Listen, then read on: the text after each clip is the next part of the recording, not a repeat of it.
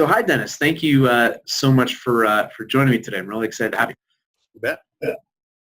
So I'd love if you could just tell me or tell the viewers just a little bit about yourself and maybe a little bit more about your pre-MBA journey. So a little bit about your experience and background before you started business Sure.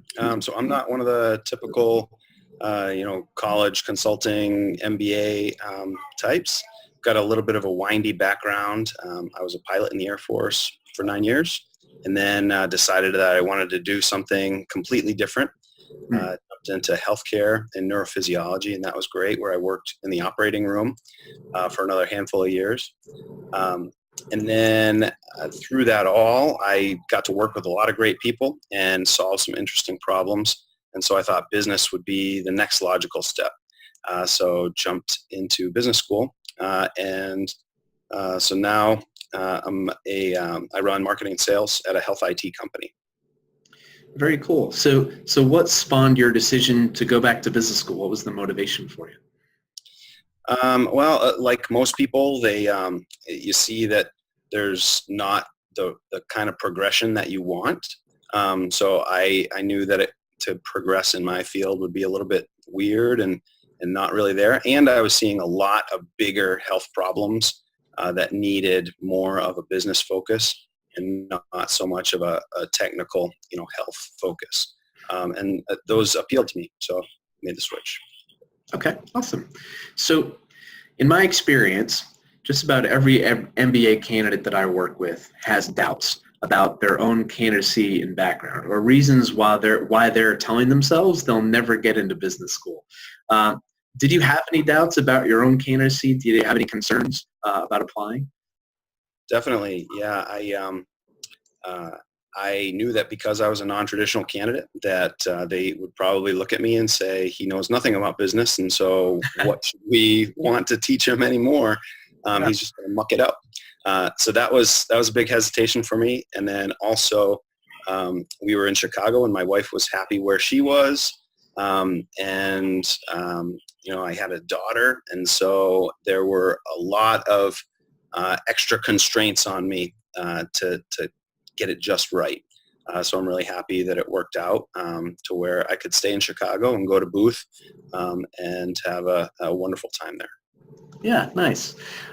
So what surprised you most, would you say, about the application process itself?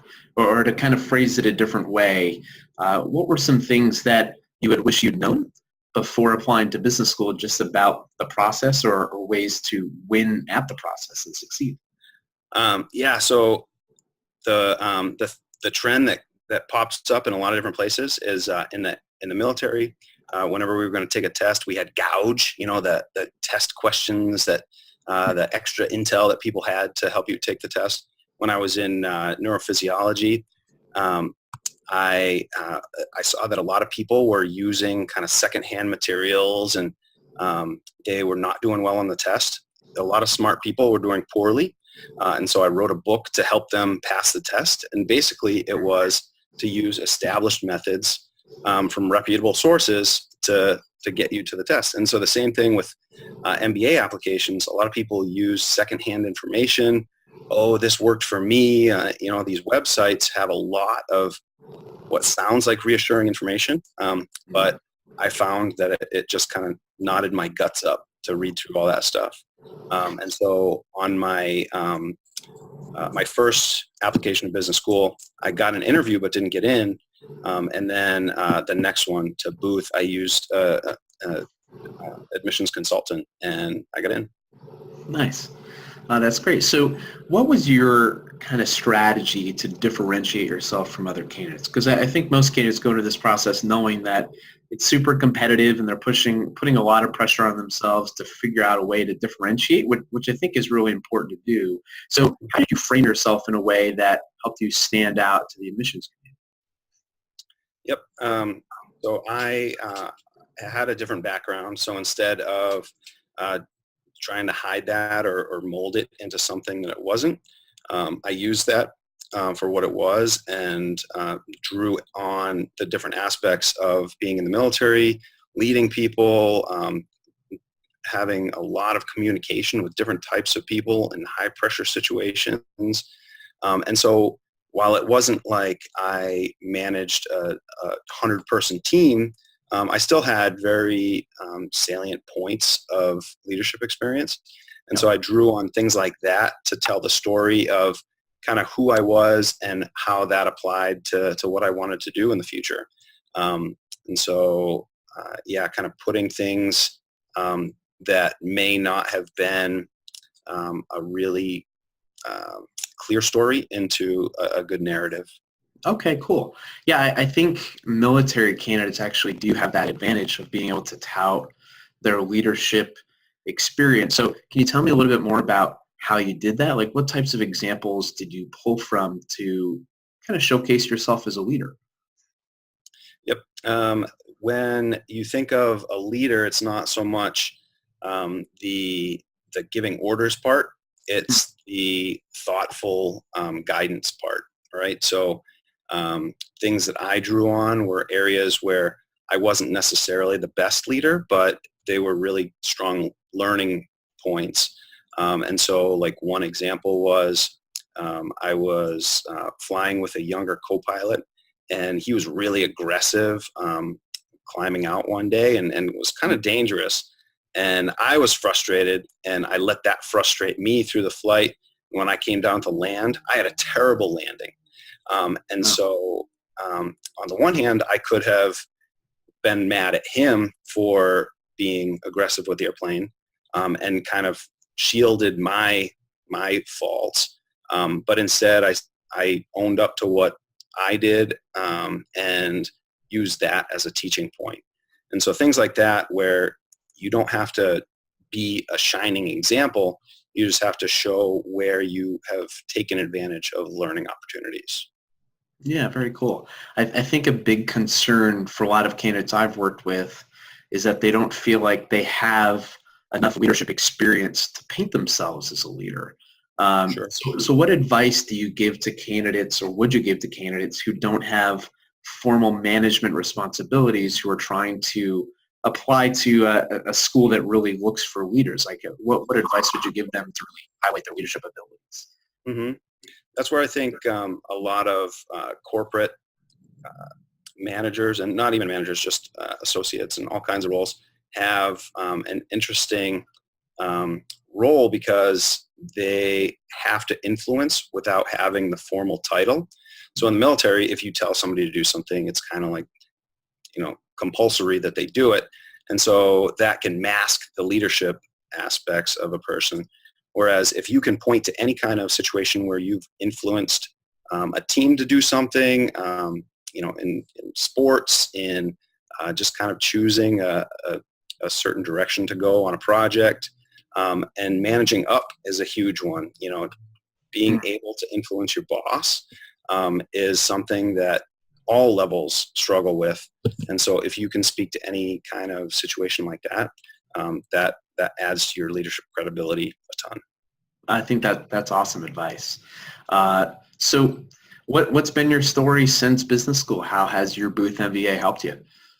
Yeah, I was really interested in economics going in. And so I got that kind of fix studying econ at Booth. But then I also dove into strategy, marketing, and entrepreneurship. And I got to meet a lot of cool people and organizations at business school, which is, more than half of it is being bounced around all these great entities that you're going to meet. And so I landed with a startup doing marketing and sales. And so formally, I'm the head of strategy.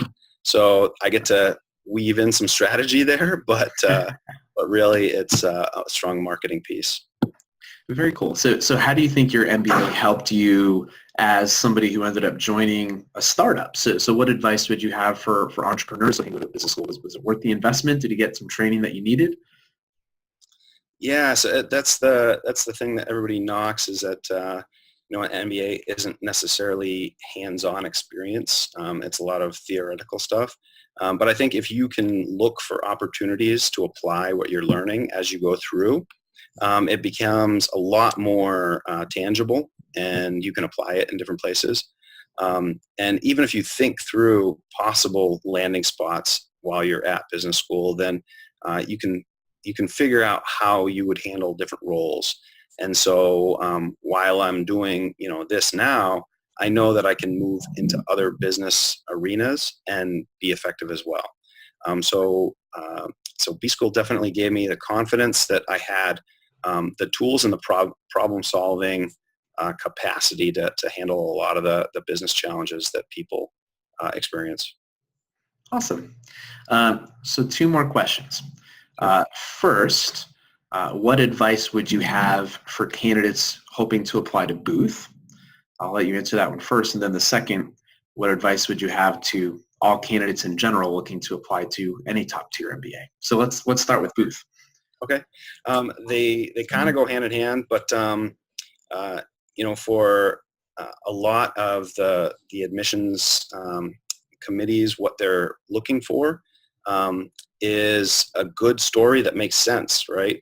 So being able to do that in the real world helps a lot. If you can give a compelling presentation and have it backed up with data, then that's fantastic. That's the selling point, right?